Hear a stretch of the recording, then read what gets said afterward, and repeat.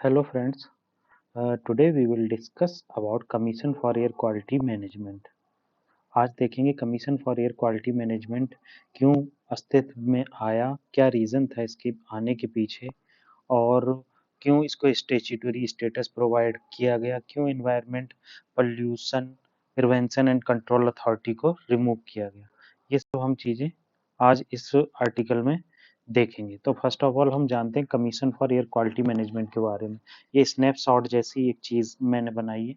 तो ये commission for air quality management CAQM जो है वो स्टैट्यूटरी बॉडी है।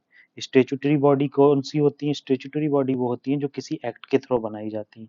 इसको अगस्त 2021 में बनाया गया। इसके पीछे लाने का रीज़न ये था क्योंकि ये जो environment pollution prevention control authority था वो सुप्रीम कोर्ट के एक आदेश के द्वारा बनाया गया था। वो स्टैट्यूटरी स्टेटस कुछ नहीं था उसका, वो एज अ एग्जीक्यूटिव बॉडी कह सकते हैं। उसके बाद ये स्टैट्यूटरी स्टेटस CAQM को प्रोवाइड किया गया। तो आगे हम इसमें देखते हैं कि कैसे कमीशन फॉर एयर क्वालिटी आया।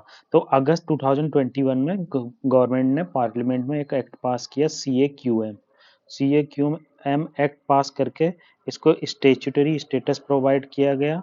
और पहले ये ऑर्डिनेंस के थ्रू लाया गया था। ऑर्डिनेंस के थ्रू का मतलब ये होता है कि ऑर्डिनेंस में पार्लियामेंट में नहीं इंट्रोड्यूस किया जाता। उससे पहले जब पार्लियामेंट रिसेस होती है, मतलब रिसेस का मतलब ये है कि कोई भी पार्लियामेंट का एक सेशन नहीं चलता होता तो हम ऑर्डिनेंस के थ्रू लाते हैं। तो ऑर्डिनेंस को एक्ट में तब्दील जब किया जा सकता है जब पार्लियामेंट दोबारा से इंट्रोड्यूस है।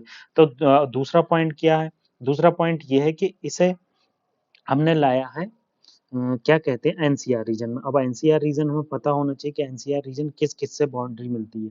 एनसीआर रीजन हरियाणा में है, एनसीआर रीजन यूपी में है, एनसीआर रीजन पंजाब में है, एनसीआर रीजन राजस्थान में। तो जैसा कि हमने इसमें मेन पॉइंट देख लिए कि इसको क्यों लाया गया। अब थोड़ा सा हम पीडीएफ पे देखते हैं कि पीडीएफ में क्या पॉइंट दिए गए।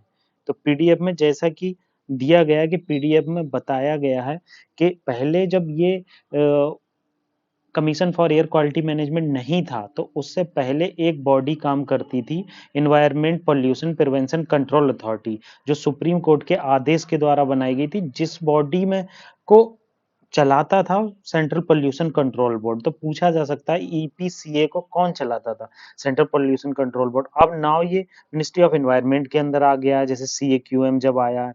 तो इससे ये पता चलता है कि उससे मल्टीपल बॉडी करती थी और कोई पीनल प्रोविजन भी नहीं था। हम जैसे जैसे आगे बढ़ेंगे तो देखेंगे कि पीनल प्रोविजन भी नहीं था, मगर इस एक्ट में पीनल प्रोविजन लाया गया।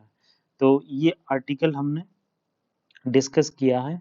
It will benefited in prelims and mains both, क्योंकि प्रीलिम्स में भी बहुत सारे पॉइंट आजकल मेन से ही रिलेटेड आते हैं। Thank you.